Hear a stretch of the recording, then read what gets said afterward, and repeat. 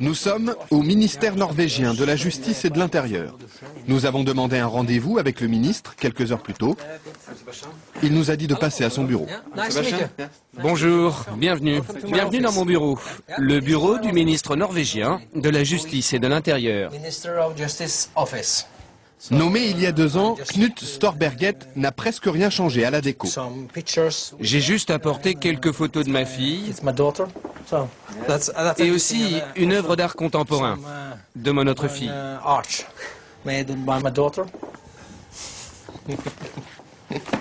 Et le reste du bureau est très simple. Vous trouvez? Oh, moi je trouve ça parfait. Ça vous suffit? Absolument. Je suis très fier de mon bureau. Parfois, le ministre finit sa journée un peu plus tôt que d'habitude. Et vous avez fini votre travail?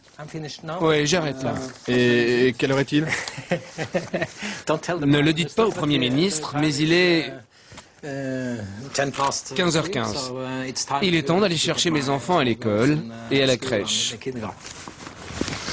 À 42 ans, Knut est l'un des ministres les plus importants du gouvernement. 20 000 fonctionnaires sous sa responsabilité. Allons-y. Pourtant, il s'en va seul, sans garde du corps. Un petit salut à la gardienne, en attendant sa voiture. Ou plutôt, l'une des voitures du gouvernement. Car le ministre n'a pas de chauffeur attitré. Il partage les véhicules de fonction avec ses 19 collègues des autres ministères. Partir de bonne heure, pour chercher ses enfants, ne dérange personne en Norvège. Hei, Marit! Hei! De klumpen. Skal du være med hjem? Ja, ha det.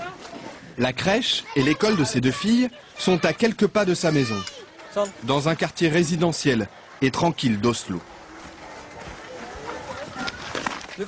Comme Knut habitait déjà la capitale avant d'être nommé ministre, pas question pour lui d'avoir un appartement de fonction. Avec sa famille, il vit toujours dans cette petite maison mitoyenne. Et le grand plaisir du ministre, quand il rentre chez lui, c'est de préparer le dîner. La Norvège, un vaste royaume peuplé d'à peine 4 600 000 habitants. Monarchie parlementaire où les citoyens tutoient leurs députés et leurs ministres. Un pays riche de son gaz et de son pétrole. Mais la Norvège, c'est aussi une culture de protestants rigoristes. On ne badine pas avec l'argent public. La transparence financière est un dogme, la corruption des élus, un péché capital. Et ce pays, c'est aussi celui d'Eva Joly. La juge franco-norvégienne travaille depuis 5 ans à Oslo. En France, elle a instruit l'affaire Elf et obtenu la condamnation de la plupart de ses dirigeants. Elle conseille désormais le gouvernement norvégien pour la lutte contre le blanchiment. Ici, Eva Joly est une célébrité. Pour autant, pas question de mener grand train. Elle est soumise aux mêmes règles que n'importe quel fonctionnaire. Ses déplacements, par exemple. Aujourd'hui, elle se rend en province à une conférence. Les règles disent qu'on doit faire les transports par les moyens les moins chers et les plus rapides compatibles avec la mission. Donc, nous sommes censés marcher à pied ou... Marcher, même si la gare se trouve à 10 bonnes minutes de son bureau. Ou prendre des moyens de transport en commun. Les transports en commun, et surtout pas le taxi. Au début, lorsqu'elle revenait d'une mission à l'étranger, Eva Joly rentrait chez elle en taxi et se le faisait rembourser par l'État. Habitude scandaleuse aux yeux de la presse qui l'a vite rappelée à l'ordre. Le titre était « Eva Joly vit grassement au dos de l'État » ou quelque chose comme ça. Donc, et j'ai compris, de façon assez innocente, je peux dire, que j'avais franchi un tabou et que si je voulais prendre un taxi, je me le payais. Hi. Salut. Je Je suis avec une équipe de télé française là. Je leur raconte mon histoire avec les taxis. Depuis, Eva Joly dit avoir compris la mentalité de ses compatriotes. Cette intransigeance, lui apparaît comme une vertu démocratique. C'est un garde-fou très efficace et qui évite tout dérapage. Je pense qu'en France, on a vraiment vu ce que ça donne quand il n'y a pas de contrôle.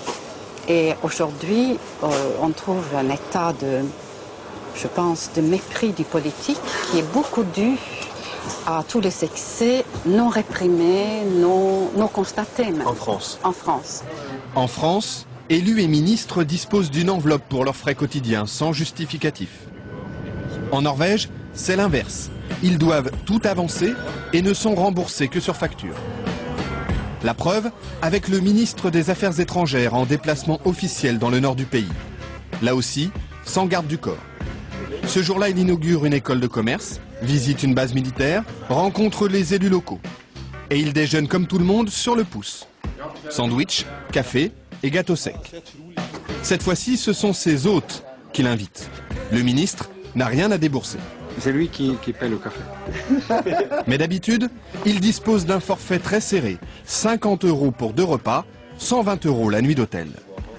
Il y a une limite pour chaque jour, hôtel, repas, couvert. Et si on dépasse cette somme, on doit le payer De votre poche. de son poche. Son assistant garde précieusement les reçus du taxi. Il sait qu'on va les lui réclamer. Pour l'embarquement du vol retour, le ministre fait la queue. Tout traitement de faveur serait mal vu. Mais il ne faut pas croire que parce qu'on est ministre, on est différent. Ça, c'est très dangereux. Hein. C'est faux et c'est dangereux. Au contraire, il faut montrer, à mon avis, qu'on peut vivre la vie de tout le monde, faire l'expérience de tout le monde, être proche de cette vie que tout le monde vit. Parce que ça donne à la fin une crédibilité à la politique qu'on essaie.